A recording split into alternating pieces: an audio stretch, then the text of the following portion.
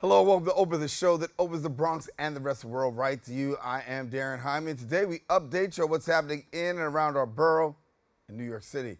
Coming up, we'll discuss how one event is providing strategies to navigate the realms of business as well as real estate with confidence and precision.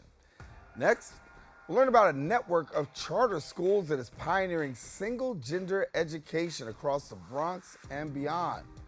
Following that, we'll talk about the State Education Department's announcement on graduation requirements and what this potentially could mean for students moving forward. And lastly, we'll explore how BronxNet is continuing to nurture future media professionals, amplifying community stories. So stay tuned because all this and much more is heading your way. Right now, we're officially open.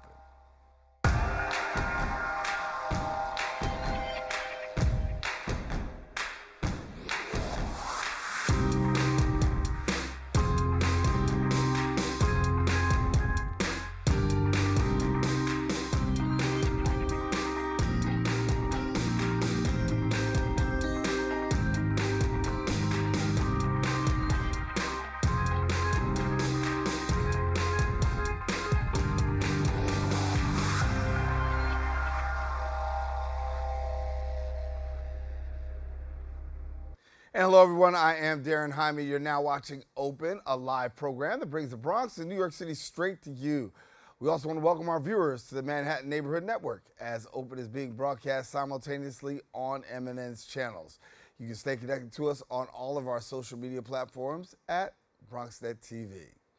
Well, some things have been going on throughout the past week, and we're going to take you through it with some Bronx updates.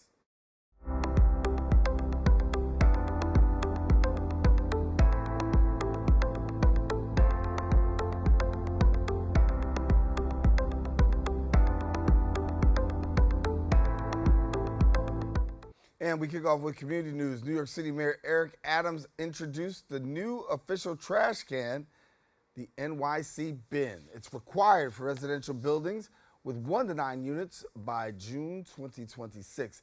Now, starting November 12th, these buildings can use any bin up to 55 gallons with a secure lid. Non-compliance will result in fines that start at $50, increasing to $100 and $200 for subsequent offenses. The initiative aims to contain 70% of the city's waste and reduce injuries among sanitation workers by using bins compatible with truck mechanical tippers. Now, some homeowners and buildings managers are unimpressed by the new requirement. We'll keep you updated and see how that story develops. Well, in community news, Attorney General Letitia James and New York City Mayor Eric Adams gathered to address New York City youth safety regarding vaping. Our BronxNet reporter Kim Noleen brings us the story. New York City elected officials, public health advocates, and students have teamed up with Attorney General Letitia James to tackle youth safety concerns related to vaping. As most of you know, there's nothing more important than the health and safety of our children. Our mental health is really critically important, which is why we passed legislation, as all of you know, to limit the harmful effects of social media. And today we are focusing on protecting their physical health by addressing the youth vaping crisis. Attorney James identifies tobacco and social media as significant contributors to the declining health of children and teens in New York City. She highlights the use of similar tactics by both industries to cultivate addiction among young consumers. We've seen firsthand just how harmful this is to our kids' mental and physical health. The issue of vaping impacts students like Shalissa Jarvis, an athlete who says she avoids vaping to prioritize her health and commit to her role as captain of the flag football team. But for her peers, ignoring the pressure to vape is a challenge. Unfortunately, I've noticed that vaping has become a significant issue among my classmates. It's a distraction and an addiction, leading many students to leave their classrooms to vape in the bathroom or staircase. This not only disrupts their learning, but also affects their health and concentration, making it harder for them to perform well academically and for some athletically. Flashy marketing and enticing flavors by companies like Juul, one of the largest e-cigarette distributors, resulted in the state of New York suing the company for deceptive and misleading marketing towards young audiences. As a result, we secured a historic $462 million multi-state settlement against Juul, with $112 million going to the great state of New York and 27.1 million going to New York City. To view the entire conference and hear the full list of regulations and restrictions regarding e-cigarettes and youth in New York City, visit the NYC Mayor's office on YouTube. Reporting for BronxNet, Kib and Aline. And thank you, Kib. In other news, a new initiative is enhancing safety at local bodegas across the Bronx, Washington Heights, and Harlem. 75 cameras now oversee these bodegas, which aim to deter misconduct, ensuring a secure environment for both staff and customers.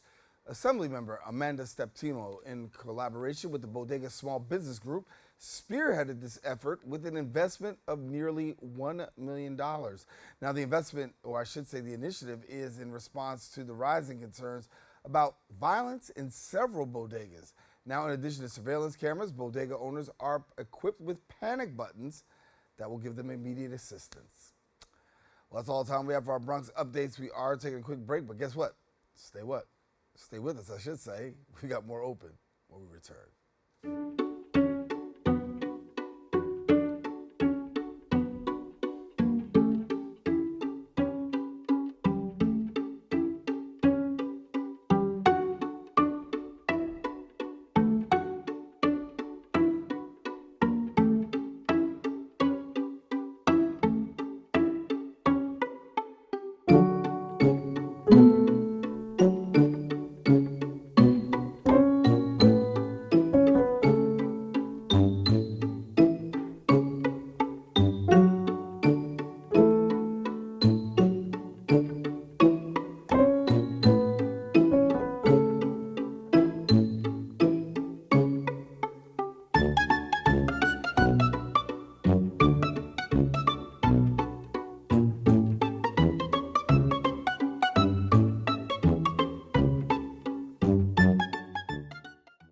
And we're back. The Fiscally Fabulous Wealth Summit explores the dynamic intersection of business, real estate, and empowerment strategies. Now, the summit isn't just about business. It's about transformative experience designed for both men and women, ensuring everyone finds value in actionable learning as well as networking. Joining me now, we've got the person that's going to give us some more information. She is the founder of the Real Estate Investors Association at the New York City chapter, Dr. Teresa R. Martin. And Dr. Martin, glad to have you with us. So glad to be here. Thank you for having me. And glad to have you back. It's been a minute. But listen, I want to get an opportunity to share with us a little bit about this Fiscally Fabulous Conference. And when we talk about finances, particularly in a day like today, we know that economic hardship is real. So how does the Fiscally Fabulous conference here, how are they able to really address the issues that we're facing right now here in America? Great question. And let's just remember that, COVID, right? We still have that word, right? We have COVID pandemic, and that exacerbated many challenges that was already faced by entrepreneurs, especially African-American, Black and brown entrepreneurs, including limited access to resources, increased financial stability, and all the things that come with that. So what I wanted to do was I wanted to make sure that I put my Fiscally Fabulous formula, and it is a formula, right? Legal framework plus business operations times real estate mastery to help people master and create wealth. And during this time when housing shortages are happening and, elections are getting ready to start and COVID we're still feeling the remnants of COVID. This is right now the time where people need to find out, how do I secure financing? How do I get the resources that I need? How do I get a solid network that's going to follow me through the trajectory of my business so that I can have the life that I am, putting all my energy into having. Dr. That's Teresa, what the talk to me Fiscally for a minute Fabulous about movement this, is about. because when we talk about entrepreneurs, we know that they're at the forefront of this, of this economy. We know small business is the lifeblood of America. You can't make it without small business here in America. But yet and still, when we talk to small business owners, entrepreneurs, there's so many, hurdles, access to resources. Talk to me about how the conference is also dealing with this issue, because it's very prevalent in our communities. The biggest thing that I see now is that most entrepreneurs we're so busy working, in the business that we're not focused on the business. So what we want to do is we want to make sure that at the conference, it's a 3-day implementation conference, no holds bar. We're focused on the financial baseline. You must know your numbers. Establishing a clear understanding of that financial status where you are, that's most important because that's what underwriters are going to be looking at, right? You need to know your freedom day. What does that number look for you, right? People talk about retirement. No, I have a freedom day. Set that wealth destination, setting that clear financial goal that your business operations should achieve so that you have that metric that you know that I've hit that, I'm short of that, what have you. But what the Fiscally Fabulous Conference is about is we help you fill that gap analysis, right? Charting that path, analyzing where you are now, where you want to go, and what resources you need in the middle, whether it's funding, whether it's access to knowledge, whether it's the things that, you don't even know that you know, right? That is what the Fiscally Fabulous Summit and Conference is all about, is putting together the baseline, matching with your Financial Freedom Day, and helping you fill that gap analysis that you need in your business to sustain.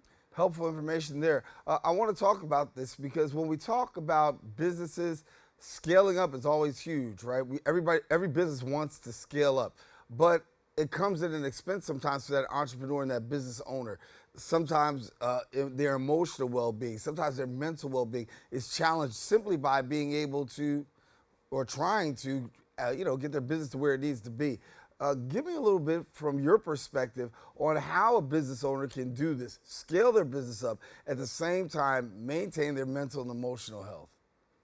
Absolutely. I think the biggest issue that we need to address right now is when we're in business, we focus on the revenue, right? And revenue is not necessarily translated into profits, right? So first we need to understand that revenue feeds your ego, but profits feed your family. So we need to make sure that when we're talking about starting businesses, growing businesses, and scaling businesses, we need to make sure we know the numbers, right? To do that, because once we know the numbers, that's why I mentioned about the financial baseline. We know how to get access to the help that we need.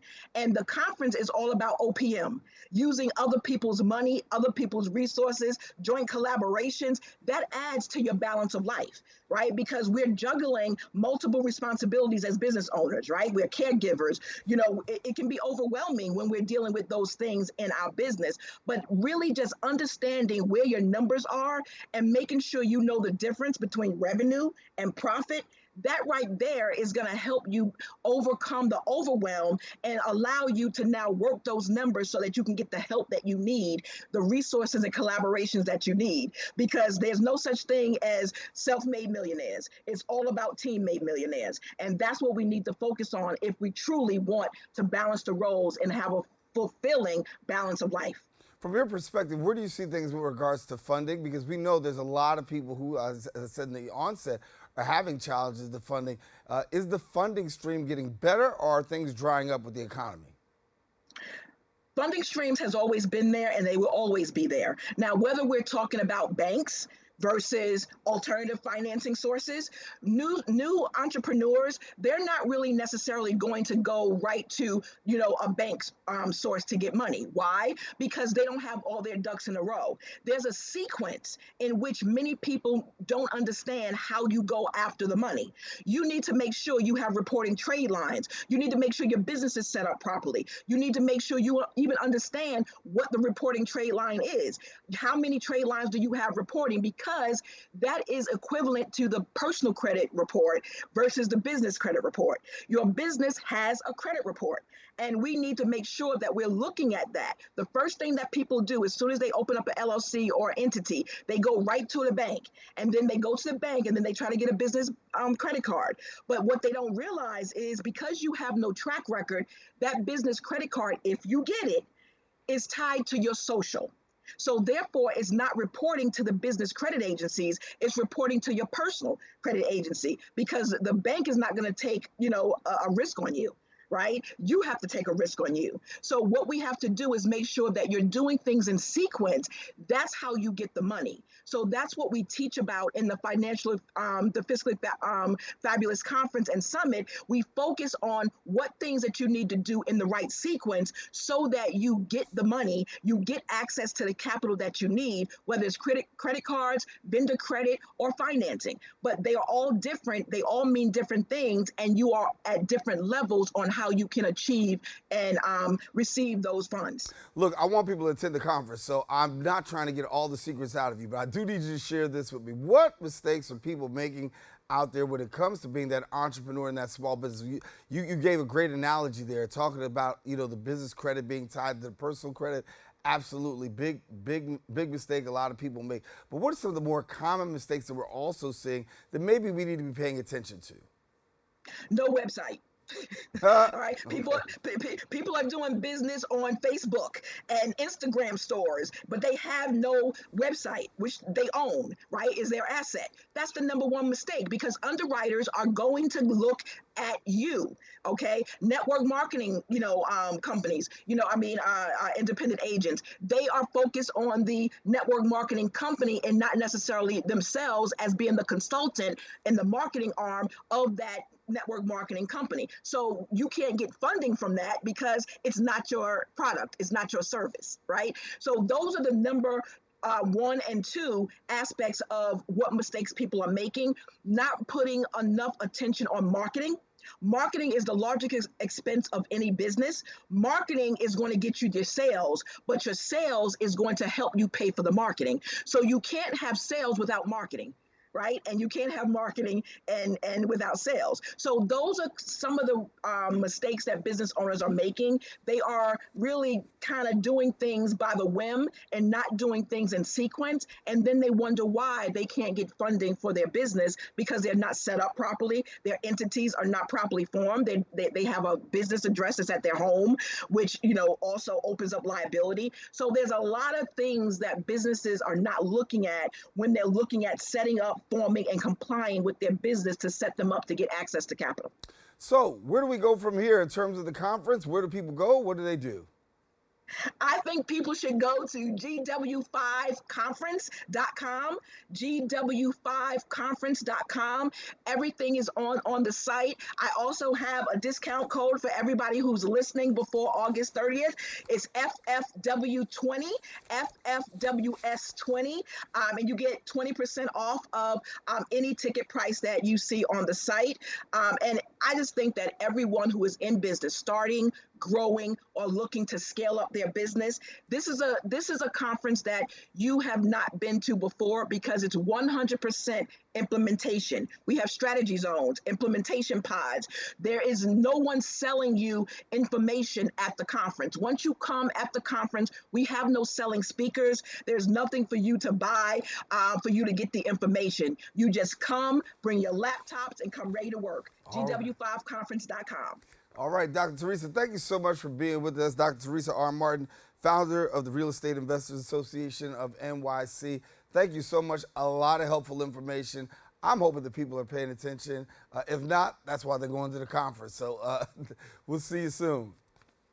Thank you. Bye-bye. All righty. Now, listen, if you want more information, please visit the website, GW5conference.com. There you can find out about the conference as well as more information. Encourage you, don't go anywhere. We got more open coming up right after this.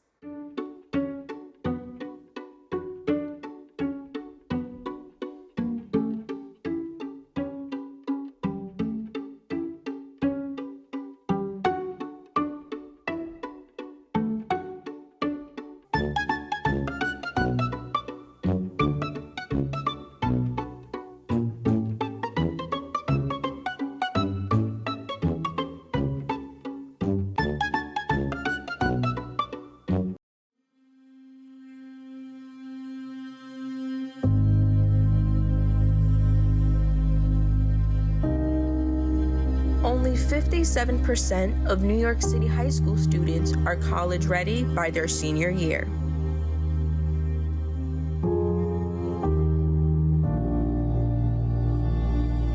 55% of high school graduates either have no plans to attend college or are uncertain that they will ever attend.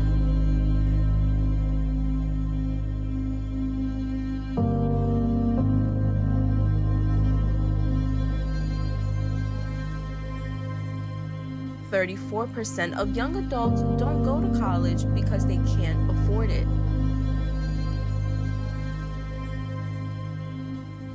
Discover what's possible. BronxNet's education programs, internships, and opportunities help engage and inspire Bronx youth and beyond to pursue their passions. Be a part of the BronxNet family.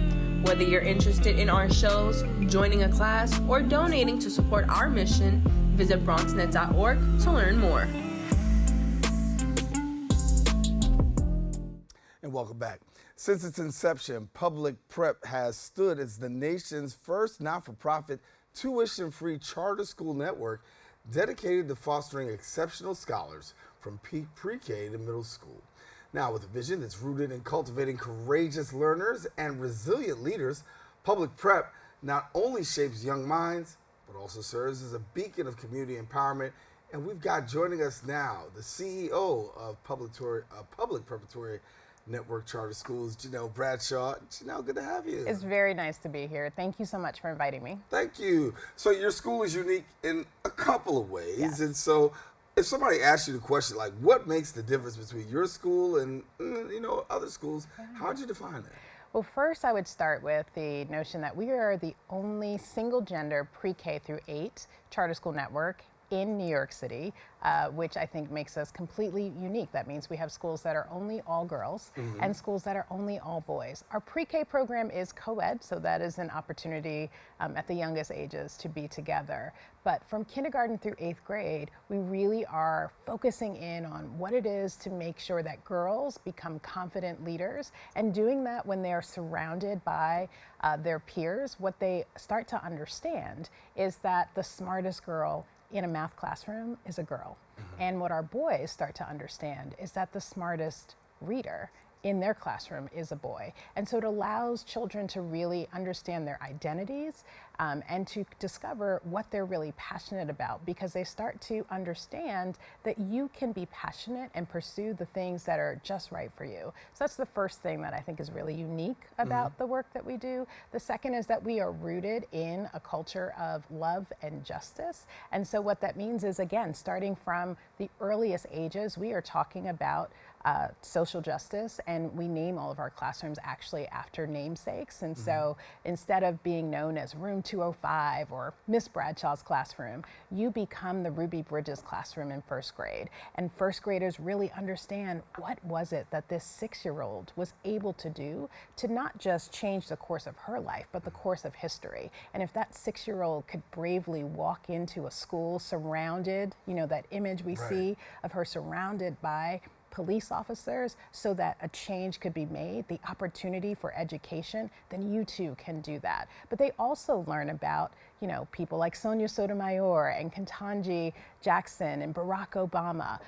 But we also make sure that they're rooted in local namesakes. People like Majora Carter, who has come back to her community, is rooted in environmental justice, and is really giving back in big and small ways. So those are just some of the ways that we are unique in the work that we do in a pre-K through 8 space. So for people who don't know where you're located, let's tell them where you're located first of all. Yes, so we have 3 sites starting in the fall.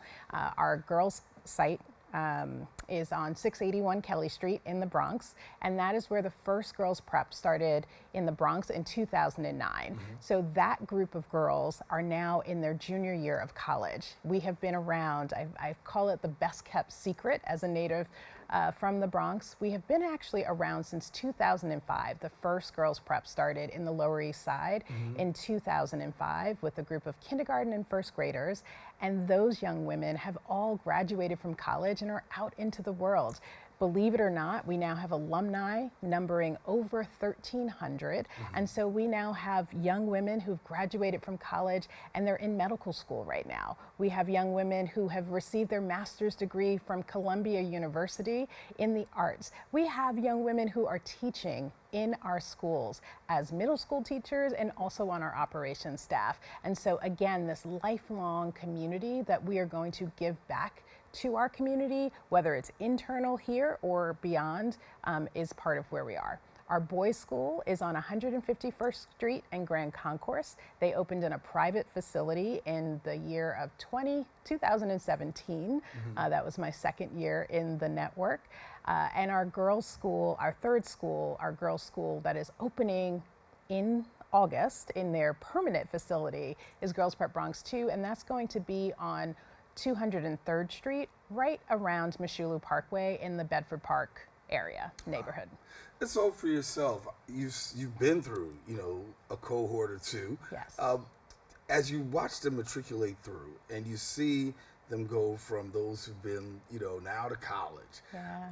What's that like for you, given the fact that you're now seeing the education come full circle? Yeah, so, I call my role, and as I talk to, I call them my kids, right? I'm a CEO, but really I feel like the mom in chief. Right. And so you're right, being part of this journey with them and being a part of public prep has been the greatest gift of my life, because what you realize and recognize is that our real purpose in education is to make sure that kids are passionate about what it is that they do.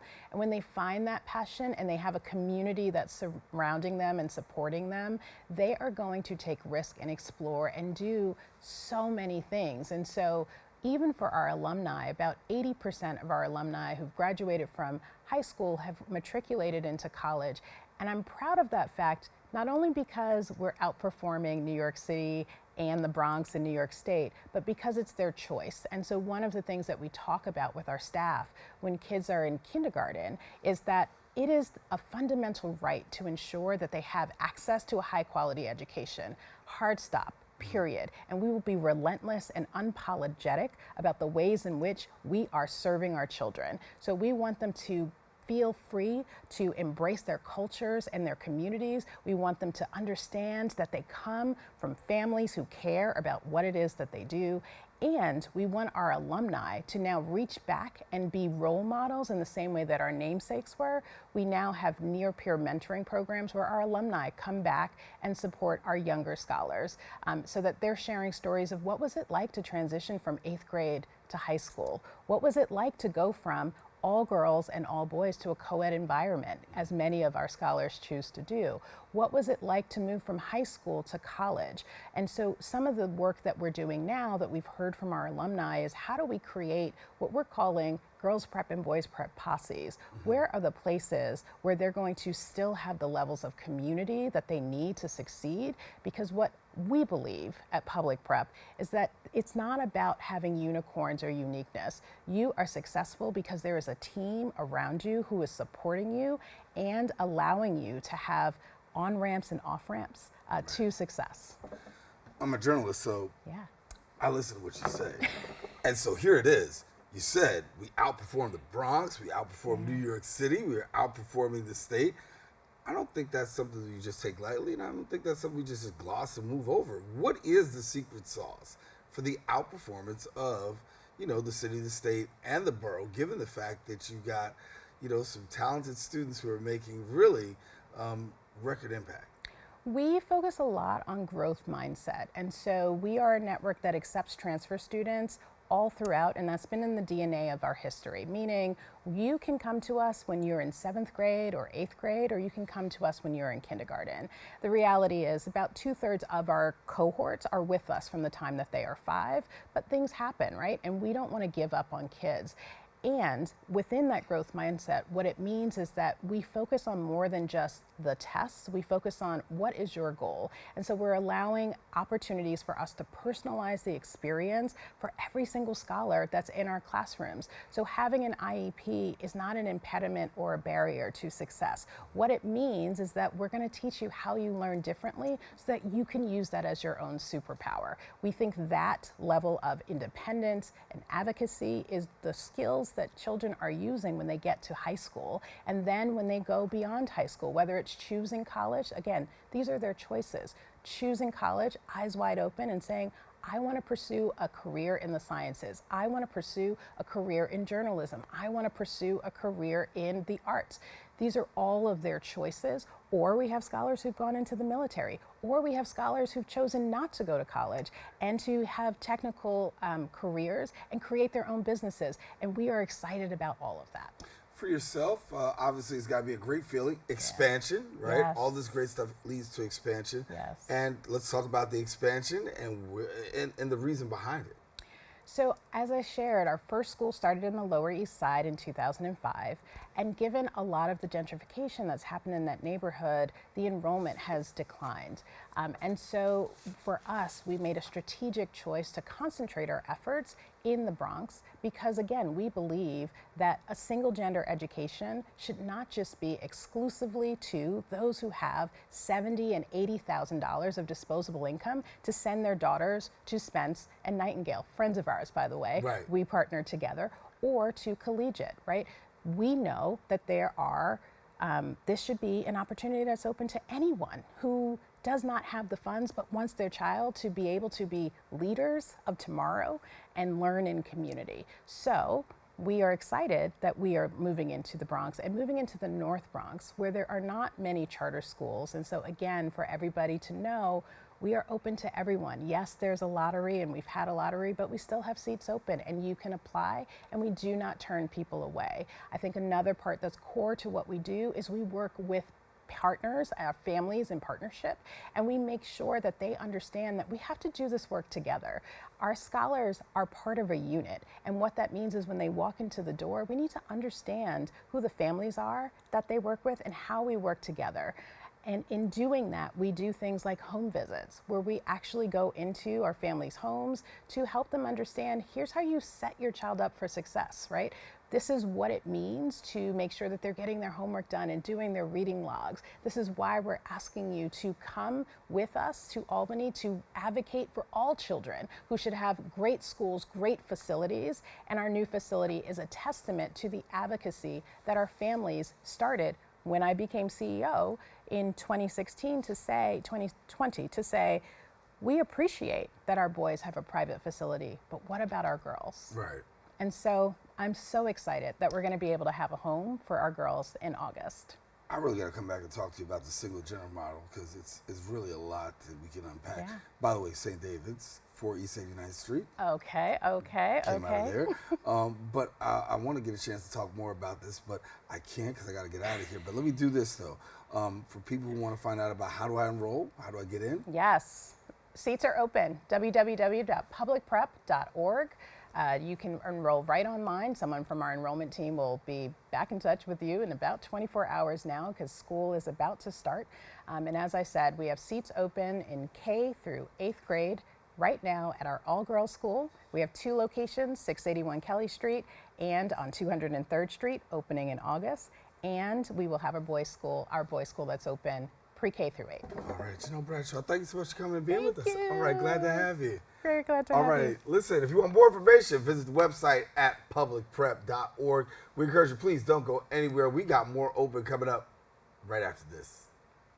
19.7% of Bronxites currently experience food insecurity. Meanwhile, instead of these nice, colorful foods, this is the best food that they have access to. If this sounds like you, there are a bunch of resources to get healthy food for free or cheap. If you want to help, you might consider donating or volunteering in one of these places. Community fridges like this one are all over the city and allow New Yorkers to conveniently donate extra food to people who might need it. Go to this link and find your nearest one. Food banks and pop-up events like these provide millions of healthy meals to families in need. These organizations are distributing meals to Bronxites as we speak, and are always accepting donations and volunteers.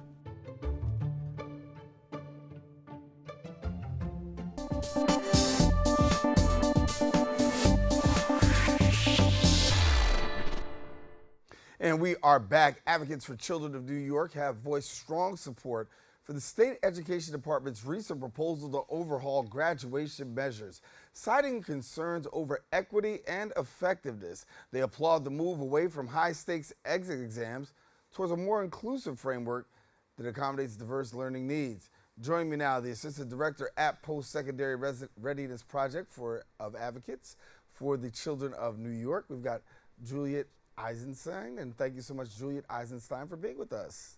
Yeah, thanks so much for having me. So give me your perspective on this here, because when we talk about high school graduation requirements, a lot of people have been saying it needs reformation, and here it is. Let's talk about it. Yeah, we're really excited about the changes that New York State Education Department has announced, that exit exams may no longer be required in order to get a diploma in New York State. We think this is a huge step in the right direction and represents a ton of progress in recognizing that there are multiple ways that learners can demonstrate their proficiency and readiness to get a high school diploma, and in fact will meet the needs of a lot more learners. In the past, exit exams, studies show, are correlated to increased dropout rates amongst students, particularly students of color and low-income students. And we also have seen that they don't correlate to increased success and readiness for those next steps post-high school, whether that be college or something else. And so we're excited to see that New York State is recognizing this and hopefully going to be opening up more opportunities for students to gain more meaningful experiences in high school and show their readiness for life after in a multitude of ways. Julie, can you unpack for me a little bit about this? When we talk about the exit exam itself, it becomes very cumbersome on the part of students sometimes trying to get out the door. But what makes it so cumbersome for students? Did we see whether people are not excelling and or failing and having a whole lot of issues here that brings us to where we are today? So what makes it so cumbersome for students? Yeah, I think that's a great question. I think, every student is different.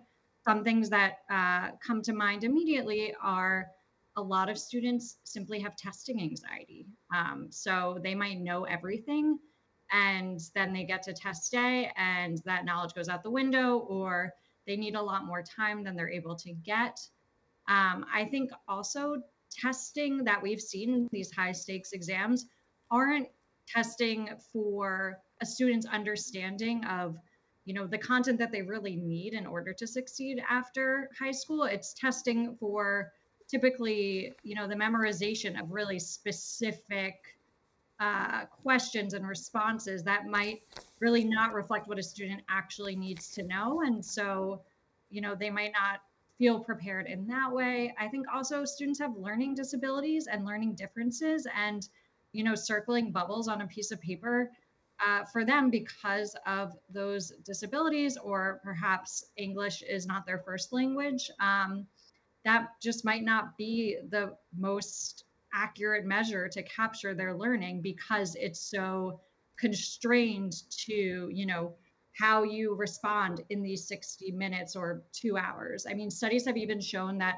the weather on the day of testing can impact students' scoring. Yeah. When we talk about this in particular here, we find it, exit requirements right now, New York ranks, or I should say, is like one of 9 states that are still left when it comes to this whole exit exam thing. Everybody else has made reformation. New York was one of 9 states left. From your perspective, what's taking so long to get across the finish line? Like, what is it?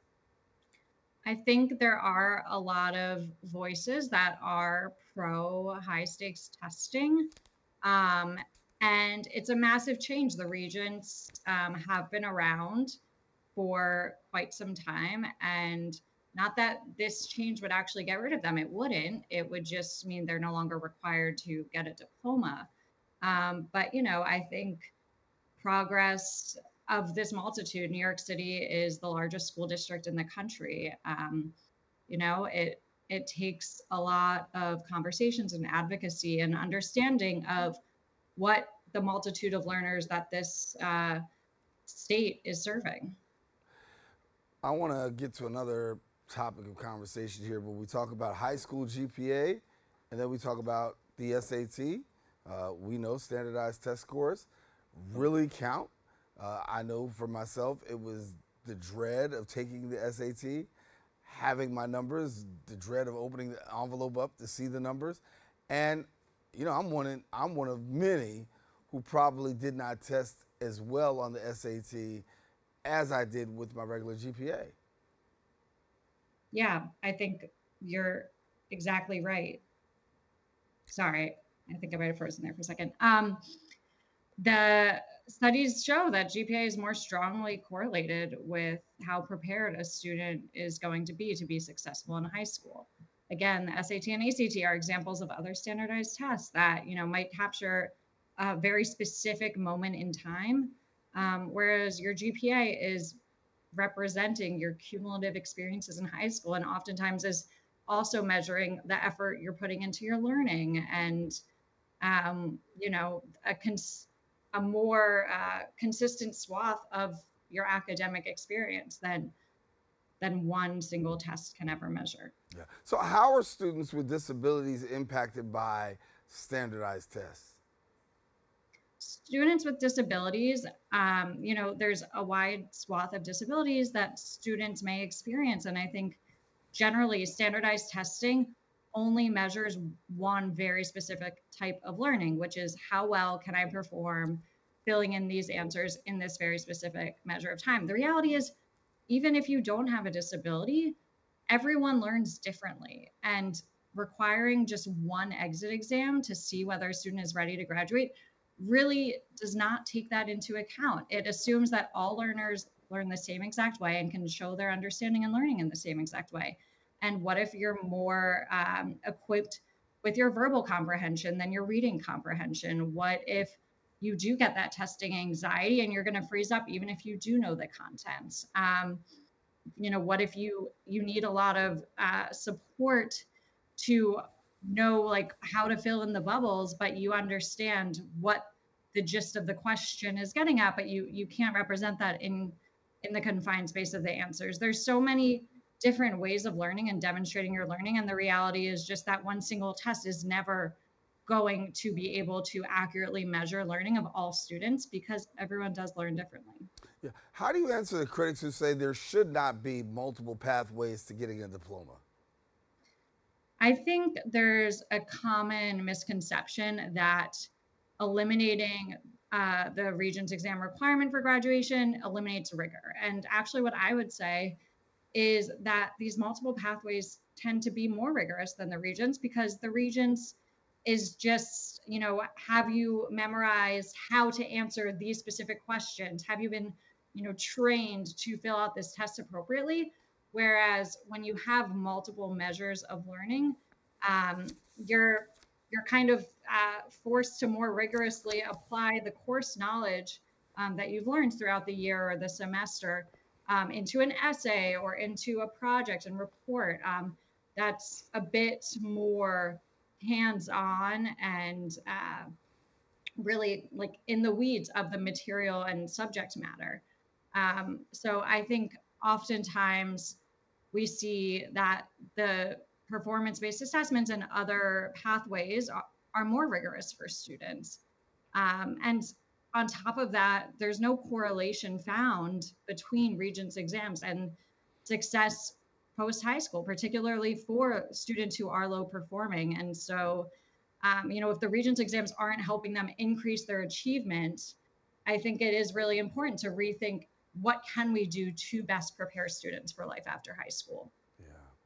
Juliet Eisenstein, thank you so much for sharing with us here. She's the Assistant Director, Postsecondary Readiness Project Advocates for Children of New York. It's been a pleasure talking to you. It's a great conversation, and I'm glad to know some of these progressions are being made. Yeah, thank you so much for having me. All righty. Listen, now for more information, visit the website at advocatesforchildren.org, and we encourage you also, don't go anywhere. Got more open right after this.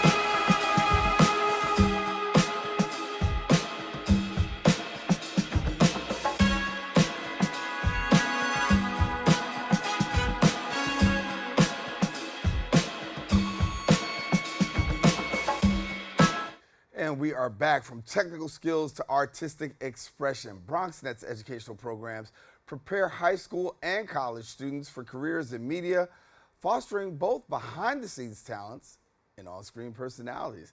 And our next guest currently serves as Director of Education at BronxNet. He teaches community members the heart and the art of TV production, developing curriculum as well as teaching storytelling through media production as well as podcasting. Joining me now is Timothy StoneDancer Coleman, My brother. My brother, man. It's good to have you, man. Listen, how you doing? I'm good, man. It's I'm good so to have you sitting here. I know it's like something that we've wanted to do for a really long time, and so I'm really grateful for the opportunity to chat with you today. No, it's a great time to talk because I think timing is everything, right? Yes. And at the same time, content is everything, and you're mixing both of those because we've got a lot of content here at BronxNet. We've got educational resources, and as I've told people before, what I love about our station is that the fact that you can learn behind the scenes and in front of the camera. And I grew up in a day and a time where you had to be union in order to do that. Right. You know, And so did I. Right. That's right. You And so couldn't did I. touch anything. So share with us a little bit about BronxNet's programming and what we got, in terms of education. Yeah, listen, so first I just want to say I am so grateful to be on the show. Second, I want to say I am really grateful for this particular job. My background is in education and nonprofit, so I've been working in the community, especially in the Bronx, for over 20 years, designing programs that I've sold over to the Department of Education for people who learn in different ways. Not everybody is going to consume information in exactly the same way. Right. So one of the things that we're doing here at BronxNet, I've been here for 2 years now. So the first piece of my time here was really spent on understanding what is it that we really want to achieve for the community, and then looking at the processes that were already set up and kind of siphoning out the best that I saw in everything, because I think for a long time, BronxNet has been doing a phenomenal job of training the community, but I felt like there were a couple of disconnects. So, prior to even knowing that this position would become available, I also took a few classes from BronxNet, right? So I'm a certified access producer as well. And so I feel like once I came into this position, I could look at it from two different ways. How is the community member who has no exposure to entertainment really looking at TV production? And then on this side of it, how can I make it even that much more simple, that it has multiple touch points because people learn so differently. Right. So one of the things that we're doing well, that we've always done well, is we're teaching the community in studio production and field production. Those are our two core classes that people can become certified in. They can check our website for those classes. We run them all the time. We've got phenomenal instructors that are leading that work. In the in-studio production class, one of the biggest things that I walked away from when I took the class prior to working here was that there are people who take the class who don't want to be in front of the camera. Right. People have to understand you can do set design, audio, you could do lighting, camera work, floor management, right. producing. There are so many things that you can do. So so one of the things that we started with, we have an amazing masterclass called How to Unleash Your Ideas. And Ramon Torres Santa is a person that has worked at BronxNet for a while. Ramon is dope, and he teaches this class online. It's free for the community. Right. We do the first Tuesday of every month, we do this masterclass. And what he does is he walks people through all of the different ways that certified access producers are currently producing their shows, to give the general community member a sense of, okay, I can create a cartoon, I can, be a host, I can be a producer and get somebody else to host my show. Like, I don't know if everybody really understands automatically when they look at the website how many options you really have to get into TV production. Right. So that's where we start. And right now, we know there's an emergence of, individualistic talent. You turn on YouTube, you it's find everywhere. Right, you can't get around it. That's right. And one of the things that's becoming the increasing highlight these days are podcasts. That's right. That's right. Nobody's becoming somebody's. Overnight. Okay, you got 12-year-old millionaires out here. You know what I'm saying? So podcasting is another way that you can address the community. Well, it can be with video or it could be audio only. Like, I think that's the first thing people don't understand. When you say podcast, people are like, oh, I'm just going to go listen to something while I'm in transit, right? Right. That opportunity is still there, but you also have an opportunity to create podcasts with BronxNet that we air on our stations, and then we extract the audio and put it on the BronxNet Spotify page. So I'm actually going to be teaching BronxNet's first how to podcast, like podcast production class, which is coming up at the beginning of August. We're going to be doing that at BronxNet's Media and Technology Studios in the South Bronx. We've got phenomenal equipment that's state of the art. Like, I want y'all to show up, okay? Because we're going to show out. So I've done podcasting myself for many, many years in my own personal life. And it all starts with the art of storytelling. It doesn't matter if you're going to be on TV, on a podcast, on YouTube. I don't care if you're doing YouTube shorts, if you're doing stories on Instagram. Right. If you don't have the ability to tell a clear story and get your point across, you're not going to build your audience. So the key for me is we start with the art of storytelling. Go to Ramon's class, find out all the things that BronxNet does for free, come on over to my podcast class, and let's talk about the art of storytelling. What do you really want to share with the community? Because everybody has a unique story. If you don't tell a story, it's not going to work. It's just real simple. I mean, I think the people who are making it are telling the story, or they're telling somebody else's story. Period. Right? Okay, that part. That part. They're telling somebody else's business. Right, okay. Right. So, but at the end of the day, inside of all of that, you have to still be able to communicate the story in a simple way. We get so we overthink what we're trying to talk to people about. We overthink how we're trying to get our story or our point of view, our POV, across to other folks. Simplify it. Right. Talk about what you care about the most. That's how you start your podcast journey. That's how you start your television journey on BronxNet. What is it that you are the most passionate about? What is it that is driving you? Find your purpose and then express that purpose to the rest of the world. And I'm guaranteeing you, people will flock to you. In a New York minute. Come on. in a New York minute. Right now, you're recruiting some instructors for BronxNet too, huh? Oh, we are. Listen, this is New York City, right? So we should not have a shortage of the types of classes that we offer. And so I am reaching out to, my background, I was a Broadway performer. I'm also got a songwriting contract with Sony Music. So I know a lot of different people that teach a lot of different things. So really, I'm just trying to organize the schedule so that whatever it is people are learning, it automatically leads back to the mission and vision of BronxNet. I don't want to teach people something that doesn't apply to us, because at the end of the day, the underlying thing that we're doing with all of the classes that we teach is that we need programming, right? And we're always trying to make our programming more fresh. We're always looking for people who come with fresh set design. I host a show for BronxNet called Emerging Media Makers, and so we did this teachable moment in the show the other day where I showed them how easy it is to upgrade your set for a low cost, right? I went out to 149 and 3rd Avenue and I bought some fabric and threw it on the couches that BronxNet already owns, and now the set looks brand new, right? So it's like, it doesn't take a brainiac, right? You don't have to overthink it. You don't have to go broke trying to make your scene and your design look unique.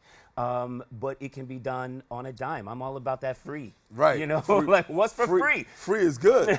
Free is good. Talk to me. You talk about your own personal journey, right? Yes. You know, you've been on Broadway. Yes. Had the opportunity to work on Broadway. Have done songwriting, as you said, got your contract with Sony. How much of you comes into your work on a daily? Listen, this is the only job I've ever had where I can share both my gifts and my talents. The things that I've been able to accomplish are strict blessings, right? I come out of the cornfields of Nebraska. I had that big dream coming to New York at 19. My mother had a heart attack. Oh, you in Nebraska? I am a Nebraskan. I'm a Cornhusker. Really? Yes. I don't find many in New York. I don't find many anywhere other than Nebraska. I'm with you on that part. Right. Yeah, so I mean, yes, we do exist out there, right? There are some more of us melanated folks out there. But, you know, I bring all of the things that I've learned from so many mentors, so many teachers, so many directors and guides and music people along the way to everything that I do at BronxNet, because I want to see my own personal goal is to help people find and achieve their purpose. Right. So in doing that, I take the seed that someone says to me of, hey, Tim, you know, I'm really looking at trying to XYZ, and I'll sit with you, and we will chart out the path of how you get to that, right? The biggest thing about having a goal is it's okay to have vision, but put that vision on a calendar and work your way backwards to where you are right now. And one step at a time. The greatest thing that people do that causes them to be a success is they take step one. Right. That's it. That's also the greatest step where people fail. Take step one. Step one is go to the website, look up a free class, and log on and let's try something out. That's step one. If you like what you hear and receive the information that's being given to you, then step two is sign up for another class so that you can be formally trained. We're here to mentor. We're here to support. We have amazing instructors. They don't just clock out. You're able to email with them. You're able to get more information about what it is you're looking for. I think with education, what I would like to see as an ultimate goal is that we not only bring in more community members and educate them and get more content on BronxNet. In the end, BronxNet as a whole is only step one in certain people's lives. Right. Other people have gone on to Telemundo, to NBC, to all these other major stations to create documentaries for Netflix. This is step one. This is the training ground. Why would you not take advantage of the millions of dollars worth of equipment that's here for you to use for free? Right. Why would you not do that, right? So I take everything that is Tim Coleman in terms of service to the community, in terms of entertainment and the things that I've learned, and I try and permeate that through every facet of what we're doing. One final thing I want to say about the education thing, though, is that for those that have already been certified, and there are hundreds of people that BronxNet has certified over the years, getting your certification and creating a TV show is phenomenal, and we celebrate you because you're doing it, and it's for free, right? You're not getting paid as a community person to create shows for us and for yourself. However, there's more things to learn. Right. You can't just stop once you're certified and you have a show. Now let's level up. So we have a level up group that we do once a month. It's a mentorship for people who are already certified. There's a Facebook group, the level up group, and what that means is we're here to help you go from wherever you are to wherever comes next. All right. We celebrate you, but we also gonna push you further. That's right. Tim Cornhusker Coleman. I got you, man. Listen, thank you for joining us, brother. I'm so appreciative. Thank you for having me. Yes, there are black people in Nebraska besides the football team. All right, listen, for more information about the classes, visit the website at BronxNet.org. We come to the end of our show today. Listen, I want to thank all our guests for joining us. Most of all, you, the viewer, for tuning in. Now, if you miss any part of today's show, you can catch the recable cast on Optimum's Channel 67, Verizon Files Channel 2133, or watch us anytime on the web at BronxNet.org. And of course, if you want a brand new episode of Open, come back on Friday. My girl Rena Valentine got the cafe con leche for you, okay? That about wraps up this episode. I am Daren Jaime saying, listen, make sure to keep this channel wide open. Take care. God bless. And if the Lord says so, we'll see you next week.